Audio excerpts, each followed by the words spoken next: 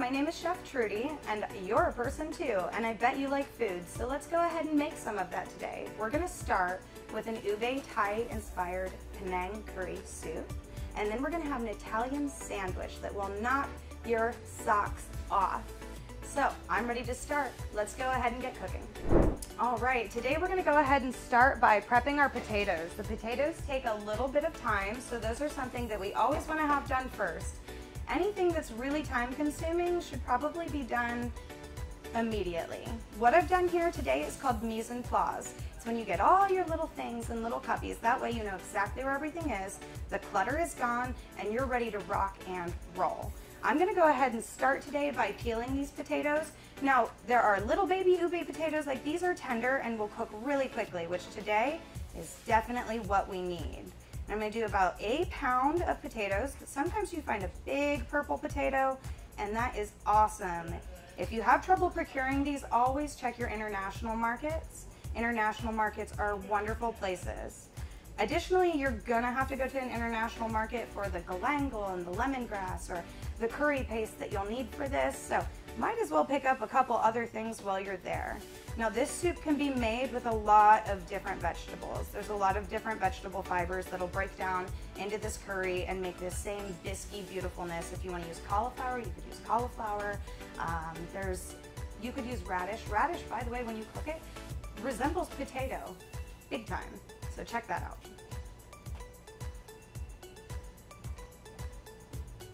Just gonna go ahead and peel. I'm gonna peel about 10 of them. Yeah.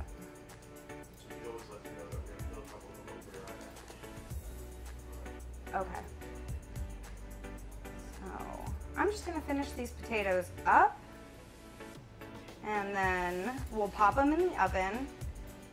And when we're done with them, we'll be able to use some of our wonderful microplane devices that I have here today to go ahead and do this soup with no appliances. It's all gonna be done by hand, so you don't have to worry about cleaning the blender, the immersion blender, the food processor, anything like that. We've got these wonderful precision tools made right here in the USA that are gonna do most of the work for us, and they're gonna give us such wonderful consistency that we can have all the confidence in the kitchen.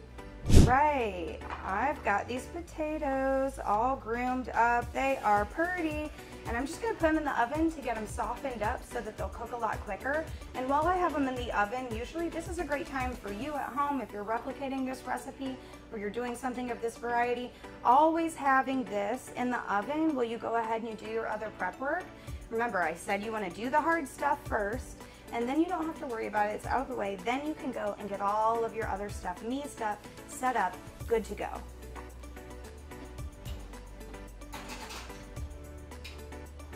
Okay, some of the next things I have to do is I gotta go ahead and take care of this garlic, and I have a really wonderful trick for you, okay? So everybody knows we're gonna go ahead and smash the side of the garlic, but then if you have trouble getting that little peel off, you have two options. You can do it under the water, and that's gonna help get in between there, loosen it up, take all that peel off. Or sometimes if you've got a little bit of moisture to your hands, my Italian grandmother showed me this, if you've got a little moisture to your hands, sometimes you can take it, and this garlic might be a little bit too big, but you can actually take it and use your hands like a garlic roller and roll it between your hands, and that little jacket will just come off. And even that little bit of pressure motion helped me out there. You don't always have to smash it to smithereens with your knife, and then you're sitting there with something that, say you wanted to use your lovely precision zester, and then you can't because you've smashed your garlic, and now you've got to sit there. You want it into a paste. And the importance of that is just for the distribution of the flavor and making sure that all those oils are really opened up. So if you're working with fresh garlic and for this curry soup, you definitely want to go ahead and get that as fine as possible. So I will be using the zester, and the zester is super awesome. If you feel like your fingers are in danger, there's always the option of a cutting glove, and I definitely recommend people who maybe struggle with that. I always say kitchen confidence. You'll hear me say it a million times. If you're struggling with kitchen confidence, then you want to go ahead and provide yourself the tools to feel confident. And a cutting glove is one of those things. It's okay to be kind of scared of the knife. It takes a lot of repetition for us chefs to learn that. It's okay to think that you might grate your fingers off. You don't have to be all calloused up and hardened like me. you can just go ahead and use a cutting glove. And then I'm gonna round it up with my knife and back into your little cuppy. Look how fine that is. The flavor distribution is going to be so good. Okay, I did my garlic. I've got these little tomatoes from my garden, and they're just these beautiful little teardrop tomatoes, and I picked them while they were green because I want that especially little bit of tartness. And now these are gonna be such a pretty garnish. And I'm gonna go ahead and take those right in half. And you'll notice I am using a little pinch here. The proper cutting technique is usually your thumb and your fingers, and you put your thumb in your little finger cave, okay? And then you come down and you slice with, you wanna keep your grip like this, your thumb on the bolster, pointer finger coming around. Look at my purple ube fingers. And then you want to just go ahead and finger in the cave, protecting with our nails, guiding with our fingers. So this is your proper cutting technique. Now, if you feel like you trust yourself really well, you've been cooking for a long time, you're very confident and stuff, it's okay to use that thumb, but you gotta know when to move it. You have to look down and pay attention. Chefs repeat processes over and over and over again, and that's how we end up looking so swift in the kitchen. There is no secret to it. It's just like a sport. If you want to be good, you have to practice. Right. Got my little tomatoes, and then while I have the zester out, and since this lime zest is going the same place this garlic is going, does not matter if I do the garlic first in this situation, but if you were going to use this device for something else, for a different dish, make sure you rinse it, because you don't want the whole thing just completely garlicky. Okay, I'm gonna use some lime zest today, and if your international market has some lime leaves, go ahead and pick those up and add those in. Now, our curry paste that we have today have a lot of galangal and lemongrass and lime leaf and ginger in them, and all of those beautiful flavors will meld together. And if you want more of them, you can always use more curry paste, but there is nothing like having the fresh, authentic products. So having the galangal, having fresh ginger, having lemongrass, those are all gonna be things that if you can get them, grab them, take them, add them to taste to this soup after it's all come together. So I've got my lime zest, and then I'm just gonna go ahead and roll my lime, loosening up all those little membranes. Go ahead and get it really nice and juicy. And then I'm gonna cut that in half. And with zesting, I love to teach this to people. With zesting, I don't know if you notice how very little zest I took off, but underneath that zest is called the pith, and it will really pith you off. It is so bitter. So you wanna avoid that by just doing a little bit of zest, roll. And if you notice how I cleared the microplane off, bop. I don't have to sit there and scrape at it all day. I'm just gonna bop, and we're good to go. All right, I'm always here to uncomplicate things. That's what I wanna do for everybody. And we're gonna go ahead and do a nice little chop on this cilantro. We've got this cilantro, and the stems are edible. Unlike parsley stems are quite bitter, cilantro stems you can go ahead and eat. And for this, I'm gonna hold back a little bit for garnish. I'm gonna get rid of anything that's just not beautiful. But really, at home, sometimes beauty just doesn't matter. Putting together a family meal real quick, it's about the flavor. Today, though, I really wanna serve you something pretty. Okay, and you'll see I'm kind of inching my fingers back as I bring that knife down. I've got the point of the blade right here. I'm using this little area to rock the knife, okay? And that's how I'm picking up my speed. Now, if I wanted to take this and chop it, I might splay my hand out on the top of the knife, and then the weight of my hand is actually enough to give me a little extra pressure I can pull up against. That's how I get a little bit more speed.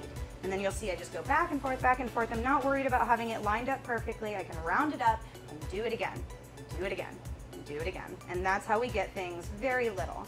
So I've got some really lovely cilantro here that's gonna be added in towards the end so that I don't completely bruise the flavor of the cilantro. We want nice and fresh and relevant.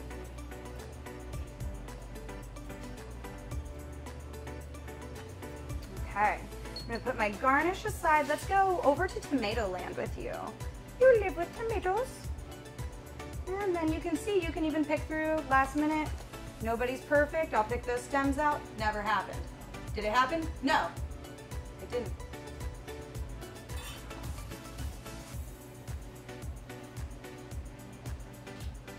All right, and the last thing we're gonna do, talking about processes and talking about how chefs do things and how you keep things where they need to be, when they need to be, the chili pepper is not something everybody in the family is going to want. So what you wanna do is you wanna do that last, right before you clear off your board. You go ahead and take those today. I'm gonna do just little ringlets, okay? I'm gonna maybe mince up just a little bit. I like it spicy, but I'm planning on sharing today. So I'm gonna do just a couple little ringlets here. Those are also gonna be kind of just laid on top there. Nice, beautiful ringlets so you can see them. I like a nice punchy, spicy bite. It looks great on top. And then if you lay it on top, people can pick it out. And then the rest of this, remember our slap chop method. That's kind of what I call it, the little slap chop. You put the pressure on your hand, and then you'll see I have no rhyme or reason to sit there and cut it in perfect little ringlets because I'm gonna mince it up anyways. A lot of people get concerned that things aren't in straight lines, they're not Julian, they're not perfect, but perfection isn't always practical. You have to start somewhere, okay? We wanna focus on flavor. Did the flavor get there? Is the flavor right? Because if it doesn't taste good, who cares if it looks good? That's never gonna work for you. Okay, little bit here, and then we're ready to start building our soup. And this is so easy, you guys. And I do want to clarify real quick, I have brown sugar here today. Again, another international store good that you must have, that you'll absolutely want to use your fine grater for, is palm sugar, and that comes in little solids, and usually they're portioned out either in big patties or little solids. You just grate that and use that in place of brown sugar. Brown sugar is fine. It's still got that little bit of molassesiness that's going to help even out that flavor. Take some of that spice down and really allow you to feel that coconut warmth. All right, and I'm gonna go ahead and put the chilies right into the pot. So here in the pot, what we're about to do is we're gonna go ahead and toast up our chilies, our garlic, and if you want, you could chop up some scallions. This is also where if you had fresh galangal and ginger and lemongrass, you go ahead and put all of those beautiful things in here. Add my lime zest, maybe just half of it, maybe some for on top. This is a soup that you can decorate the top of. It's gonna look restaurant beautiful. Okay, go ahead and toast those up. I'm gonna add all of my Penang curry paste. And I've got a little bit of green curry paste here today too, in place of some of those other fresher flavors like the galangal and the lemongrass, just to help get it there. Thai food is incredibly interesting. I don't know if you have ever heard the history of Thai food, but it's changed drastically since 1930, and I implore you to do a little research on that. Check it out.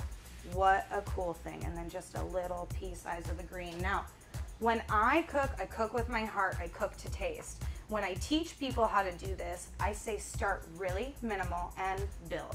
Okay, so I'm gonna toast these flavors up, I'm gonna start to get it there, and then I'm gonna taste it. If you're not tasting what you cook, you're never gonna build that memory, and memory is so important in the kitchen.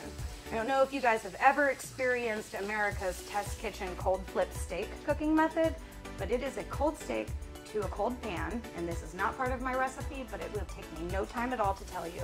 It's going to change your life. Cold steak, cold pan, systematic 2-minute flips. Make sure that you're always getting the same cut at the same ounce. Use a thermometer every 2 minutes. You're gonna build a memory. This is how chefs touch a steak and know it's done. If you've ever wondered how they just go and they know, it's controls, more controlled variables. Every time you cook it is an experiment. So make sure that you're creating that sense of control for yourself.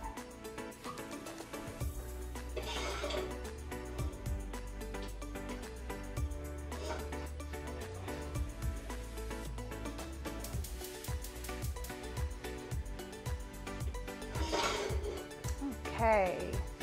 Getting that all toasted up, I think I have to look for a little rubber spatula, so we'll be right back. Okay, so last we talked, I was toasting curry paste, and now I've got toasted curry paste and I've got my garlic fully opened up. Sorry if you don't take the biggest smell possible. Are you even living? And then I've got to go ahead and take it off the flame, and I'm trying to show you guys, I don't know if I'll be able to get it close enough to the camera here, but the minute that we start seeing some of that sugar stick to the bottom of the pan, please don't be afraid to just take it off the heat. Take it off the heat. I have had so many people while I was teaching them to cook who said, I always burn things when they're that delicate, when it's that delicate. I always burn the garlic. I always burn. Just pull, push and pull. Push and pull it off the heat. Push and pull. Push and pull. Push and pull. Push, pull. Okay. Next thing I want to do when I'm done push and pulling, I'm going to take a little bit of chicken broth. And now chicken broth, coconut milk, again, everything's subjective. How thick do you want your soup? How thin do you like it? How brothy, how much, the potato, you want it in chunks. Do you know, there's a lot of different variances here.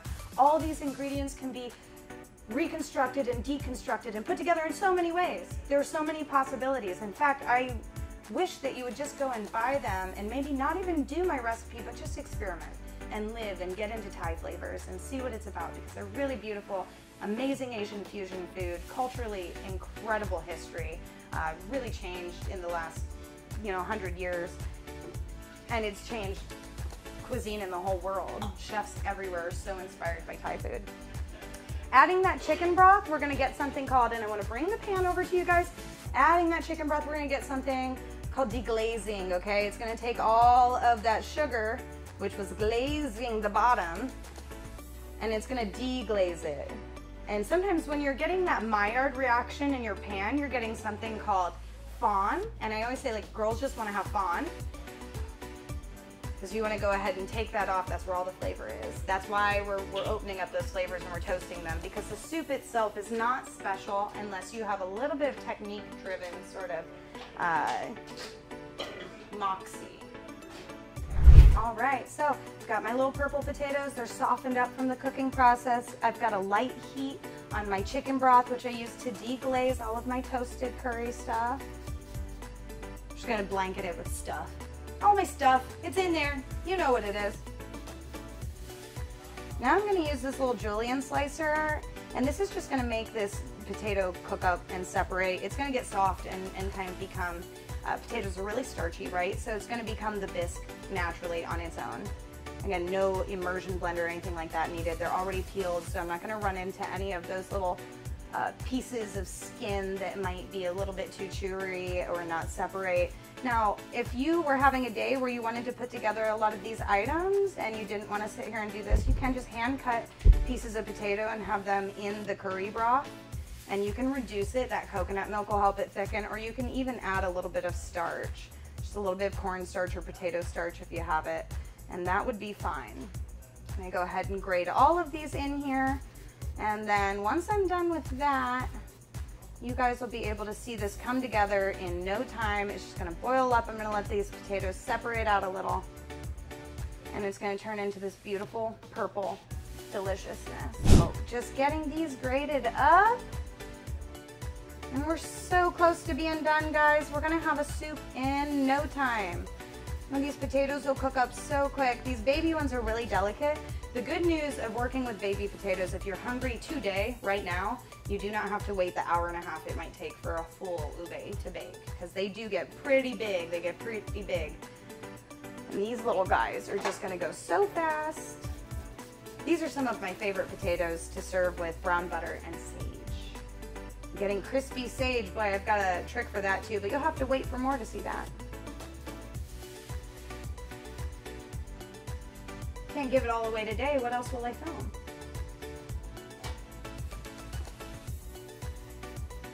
Okay, almost done with these.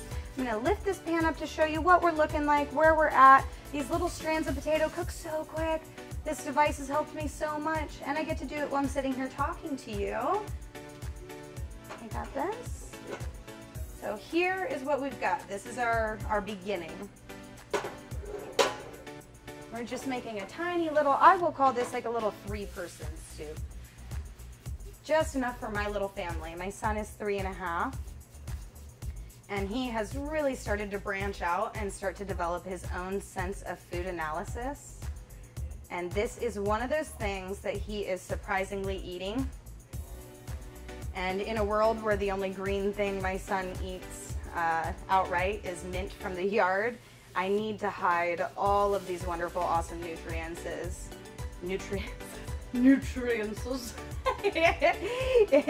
in soups. Soups are the way. If you want your kids to eat good, puree it. I've also had a lot of clients who have some palate issues with textures, and they have really found a huge way around, oh, come back, I'm sorry. They have really found a huge way around some of those aversions by my soups. Just making everything into a hot smoothie. Hashtag hot smoothie. At Life with Moody Trudy.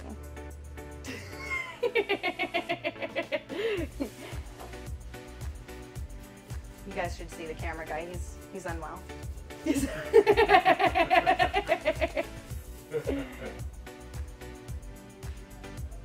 Oh, I'm almost done. Baby potatoes, awesome. Cook quicker, grade longer. It's always a trade-off.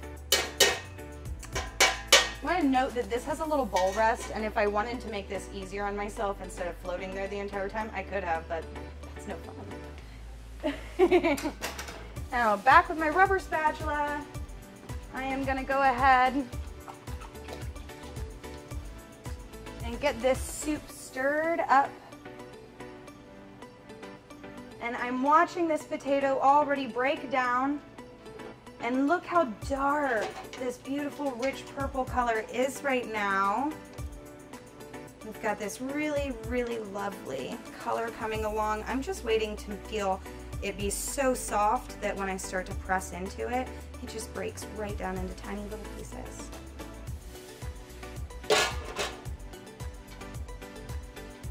If it starts to dry out a little bit, we've got that chicken broth in there. It's usually just a lot of condensation coming off of it. All you gotta do is add a little bit more water. You add a little bit more water, and you can keep boiling these until they're the perfect consistency without adding so much that you're diluting the flavor. Now right here, right now, this is a perfect time for me to taste and see, do I want more garlic? If I had ginger, galangal, lemongrass, do I want more of those flavors? What is present to me right now on my palate? And so that's what I'm gonna do. I'm gonna go ahead and give this a smidgen of a taste.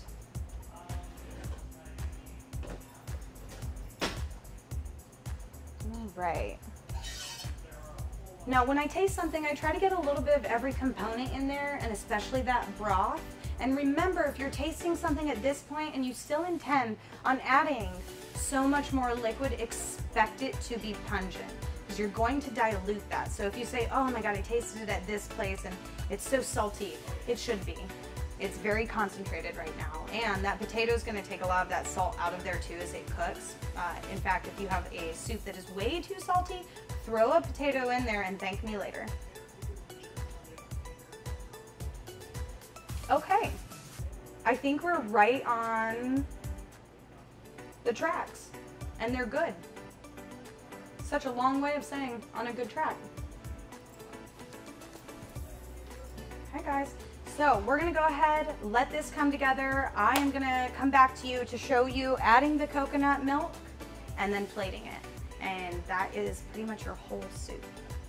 All right. Here, I want to show you the in-between area. Look how soft this potato is getting. It's kind of looking like home fries in here. I'm pressing on it, and it is just coming apart. Love it. It's going to be so soft, it's going to turn into a bisque here in no time. I'm just cooking the rest of it out. I probably didn't cook those potatoes as long as I would at home. I'm going to be honest with you guys. The cameras make me nervous. They do. I'm not scared to tell you. I'm scared to do this though. No, I'm not scared. All right. So one thing that I really wanted to discuss with you guys is that we all learn in different places, and that if you're not making it fun for yourself, you're never going to learn that set of analysis. And really that set of analysis usually happens for children, right? You either become a really good eater when you're really young, or you have to learn a lot slower, because adults' brains learn a lot slower later in life. And so what you have to do is you have to make mistakes. I am so sorry. I never wanted to tell you this like this, but you do. You have to make mistakes. Please make a couple mistakes. Please don't follow a recipe. Please do things that you saw one time and you thought you knew what you were doing, and do it wrong. Because in that wrong space, there's a lot of room for things to go right. And by going right, I mean like learning. Learning how much salt is too much salt, and repetitious behaviors like taking your pinch, if you want the perfect pinch of salt, sit there with an 1/8 teaspoon and keep doing it over and over. Keep filling that 1/8 teaspoon, and you're gonna figure it out. Eventually your body has a memory. It's gonna muscle memory, just like me telling you about the steak flick method. There's so many times that if you're not experimenting, you're never gonna get there. Okay, I love a good soup that you can just stand over the pot and stir. This is my dream. One day I just want to stand in a restaurant and stir. A restaurant I own, but you know. Speaking of learning a set of food analysis, I want to take this opportunity as I slowly add this coconut milk to tell you about the children's books I'm writing. My first book will be published here soon, and it's called What Blueberries Should I Eat Next? And it's about the range that organic material has in composition. And it's about teaching littles between 1 and 5, and thereafter it's got a lot of grow with me, thought-provoking points for parents and older children as well. A lot of great useful information. It's about learning how to deal with the fluctuations that happen naturally. My body is different than your body. These little potatoes are different than the big potatoes, and so they have to be treated as such. Serious food aversions occur whenever somebody runs into something that they didn't anticipate and then they never want to eat it again. What blueberries should I eat next is because my 3.5-year-old son, who loved blueberries, one day while I wasn't quite watching, I mean I was making sure he wasn't going to choke. I'm a good mom, but he got a big squishy one. And he got it in his mouth and he was like, oh gosh, it wasn't, you know, he just didn't have the set of analysis. And after that, I couldn't get him to eat blueberries for the longest time, until I finally was like, okay, cooking is all about controls. How do I control this experience to introduce him back to blueberries and get him into it and teach him in the future so that he doesn't come across that? And I got a piece of white paper out and I lined up all the different types of blueberries, one kind of green and one kind of purple and a big squishy one, and with no pressure to eat it, we just sat there and smashed blueberries and drug them across the paper, and we examined them. And in that examination, he figured out exactly what he didn't want, and he was able to diagnose that anytime he's eating and make sure that it doesn't happen again. And now he has so much confidence, and confidence is everything. Nothing gets done without it. And so these children really need a pressure-free, structured educational process for them to develop this analysis in the place of parents not having the time, in the place of manufactured snacks just releasing tons of dopamine, because we love consistency as humans. We love consistency. We love predictability. There's nothing wrong with that, but we do have to learn that everybody is different. Everything is different. And so sometimes things have to be dealt with like that. All right.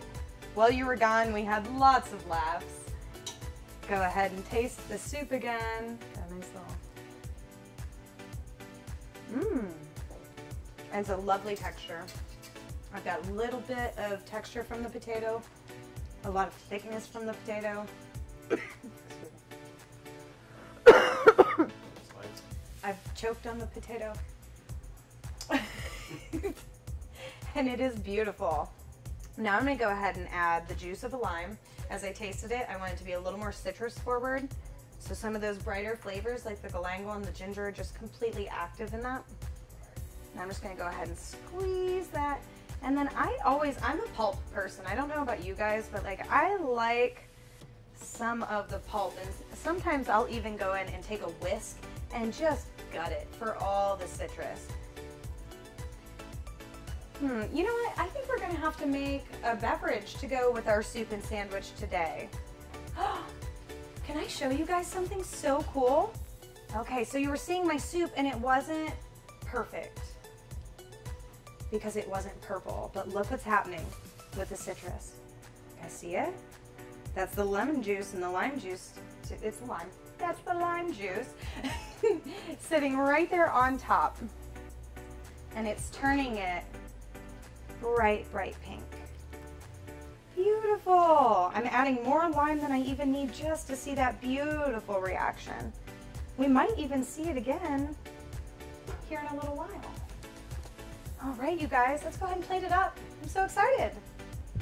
Got made fun of it. Really? Yeah, I like can't even compute that. I used to have a head fungus. I would pull pieces of my scalp through. Like I was such a nerdy little kid. So thank you so much. I always am amazed when I get compliments. As you see, New York City loves you. I might need to be here. This was the plan. When I was 15, I came here for the International Model and Talent Association, and I really wanted to be an actress. And like this was the dream. So you know, maybe I was gonna say I'll get there. Maybe. Yeah. If I don't, I'll be happy either way, right? Yeah. I mean, we're all going to the same place. Want to plate in the middle? Yes.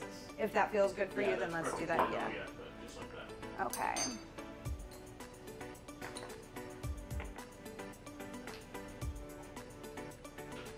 Let me know when you're ready. On you. All right. So you'll notice I put a little coconut milk. Hey. So you'll notice I put a little coconut milk in this bottle here, and that's just for plating. So if you have something really simple, and say even beige, maybe you had a red pepper soup that you put potato in, it turned out really funny, awful color and stuff. This is where, even though it tastes delicious, if it doesn't look pretty, this is your opportunity. So we've got some of that cilantro, and I put a little in right at the end of the soup, and I go ahead and sprinkle a little more around the edges. And then we've got a nice long stem. Remember, we put aside some of our little long stems. I'm gonna lay it here on the side. Just remember, it's all art. And then I've got these silly tongs. I love seeing these. When I see Instagram posts and stuff and I see somebody with their tongs, I don't use these nearly enough. Now for my garden fresh tomatoes, laying them just ever so delicately, like little dewdrops in my beautiful soup. A couple of chilies. It helps if you're not actively shaking.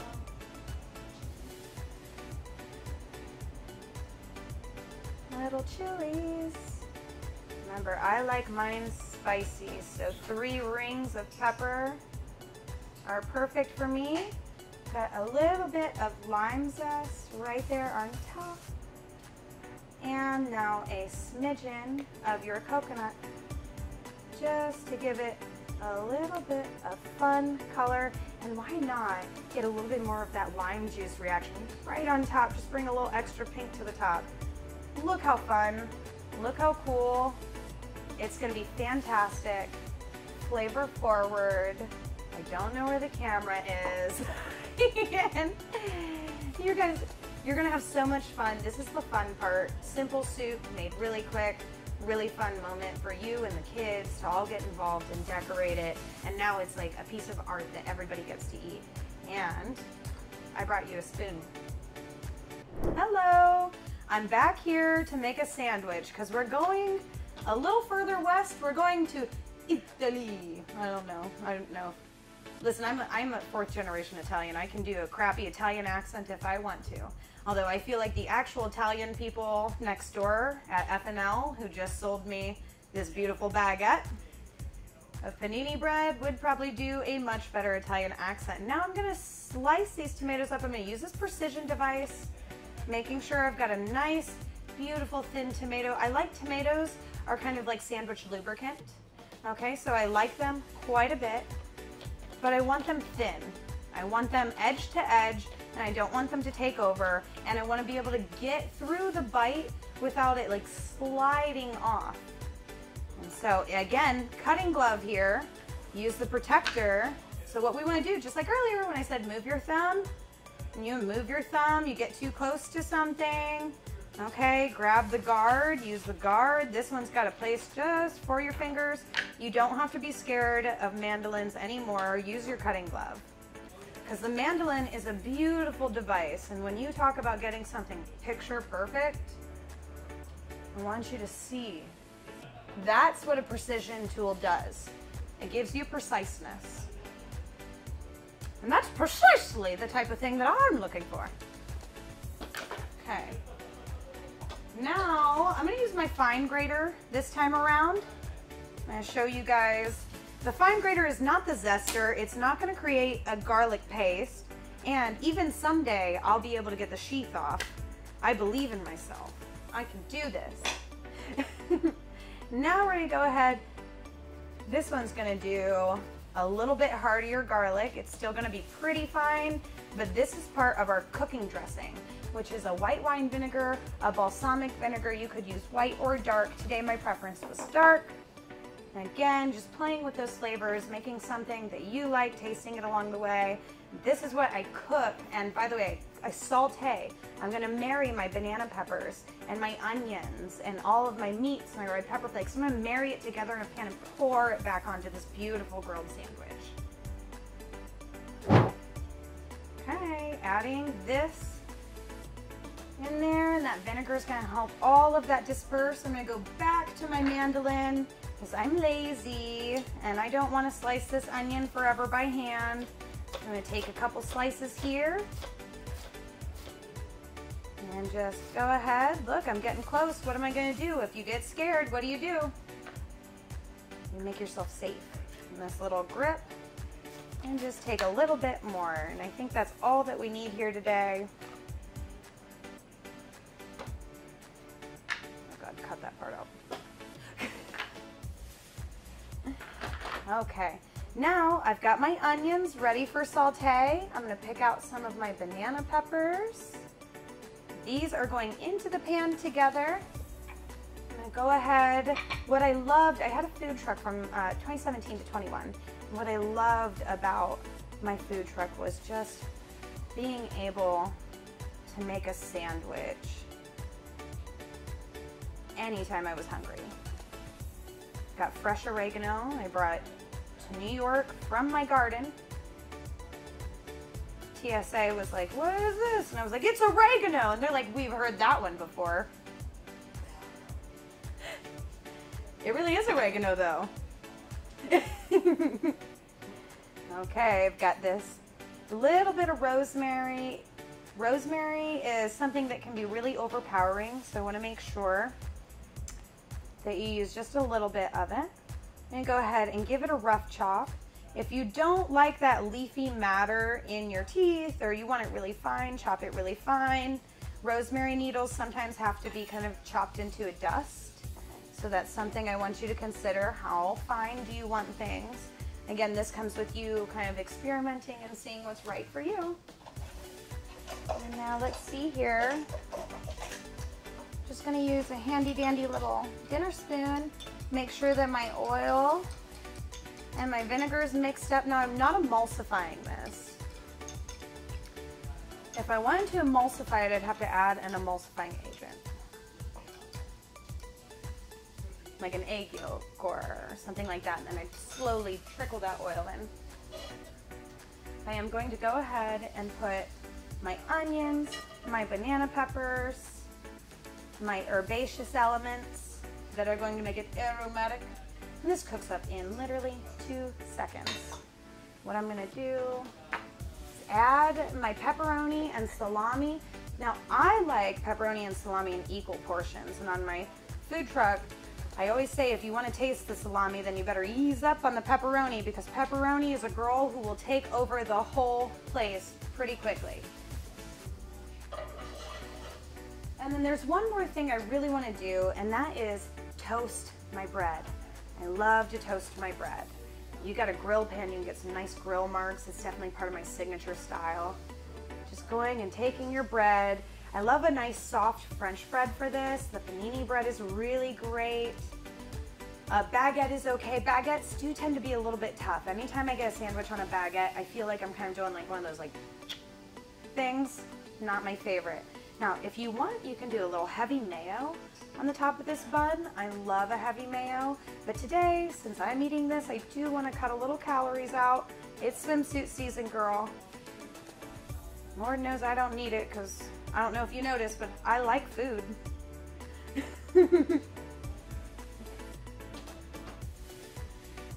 Okay, this little griddle top here is going to take care of toasting the bun.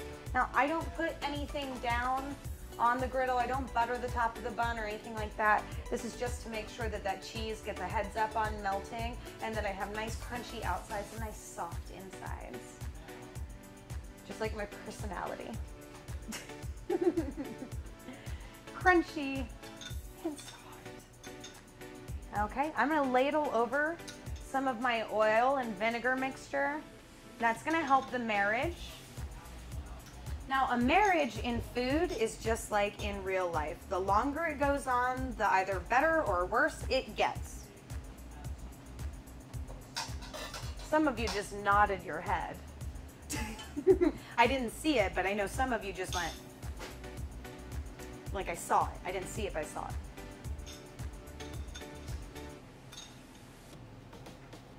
Okay. For this, it's all about getting a little Maillard reaction, making sure that there's a little caramelization going on, and then leaving a little fluctuation in some of those textures. It's okay if one piece is cooked a little more, a little less. A sandwich is all about having something fun and having something done. And I think I stated to you previously, my son is 3.5, and a lot of these recipes are sandwich recipes that every time I thought about having another kid recently, I just made a sandwich instead. So you can do that, you know.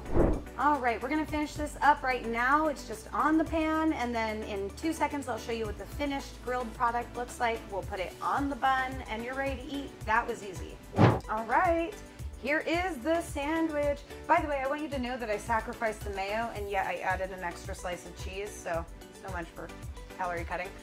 We've got your meat here, your veggies, it's all together, it's all married together. And I think you're probably accustomed to a cold cut Italian sandwich, but I really love a nice hot sandwich. So I'm gonna get all of those beautiful goods on. As I do this, I'm not being too particular, but I do wanna make sure I get a little bit of everything in every bite. And so I will go around a little bit and just adjust some things. If I got a clump of pepperoni in one place, I'll just go, and this might be a good time for those silly little chef tongs that people get. This is a good time when your company is over to pull your chef tongs out and go, oh, no, just a little more over here. Oh, one banana pepper ring right up there. Okay. And now we're really focused on the coverage, right? So I've got a little bit of meat everywhere I need it. I'm making sure that when I bite into this sandwich, I'm never just biting into just bread or just cheese or anything like that. And now I'm gonna make sure I've got my tomato coverage. A lot of things are subjective. When you're cooking for yourself, a lot of flavors are subjective, okay? So if you're not a big tomato person, but you do want some on there, the beauty of cooking at home and cooking for yourself is always getting what you want. I get what I want every time because I know what I like. And then I like a lot of spinach on my food truck. I would put so much spinach on there. Spinach actually has 40 calories to the cup of really great filling greens. So full of nutrients, and I will opt for this over iceberg anytime. An iceberg, when it gets hot against all these hot meats and stuff, not only does it wilt, but it can kind of make you sleepy. I would love to unpack that for you, but I don't know the science right off the top of my head, but it does work. So if you ever really need to be tired, put some iceberg in some boiling water. Look at that, guys. Beautiful. Look at it. Look at it.